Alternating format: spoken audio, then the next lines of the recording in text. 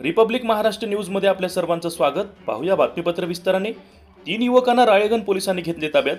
दिनांक 27 जून सायंकाळी अंदाजे 5 वाजण्याच्या सुमारास राळेगाव शहरातील आठवडी बाजार व बसस्थानक परिसरात संशयास्पद हालचाली करत असलेल्या 3 युवकांना पोलिसांनी ताब्यात घेतले आहे।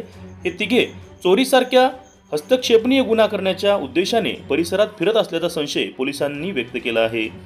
अटकेत असलेल्यामध्ये समीर शब्बीर पठाण वय वर्ष 20 राहणार रंगनाथ नगर वनी, अर्जुन गोपाल आडे वय वर्ष 20 राहणार खरवडा मोहल्ला वनी, रोहित गोपाल आडे वय वर्ष 19 राहणार खरवडा मोहल्ला वनी यांचा समावेश आहे। राळेगाव पोलिसांनी तत्काळ कार्यवाही करत तिघांना ताब्यात घेतले असून यांच्या विरुद्ध भारतीय दंड संहिता कलम 128 BNSS अंतर्गत गुन्हा नोंदवण्यात आला आहे।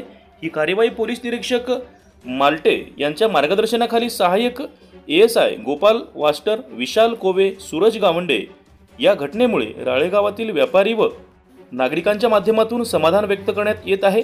पोलिसांनी दाखवलेल्या तात्पर्याबद्दल समाधान व्यक्त होत आहे। शहरातील सुरक्षेच्या दृष्टीने पोलिसांनी ही कार्यपद्धती महत्त्वपूर्ण ठरत चाललेली आहे। या कार्यवाहीमुळे नक्कीच चोरीसारख्या गंभीर घटनांवर आळा बसू शकतो अशी अपेक्षित संकल्पना सुज्ञ नागरिकांनी व्यक्त केली आहे।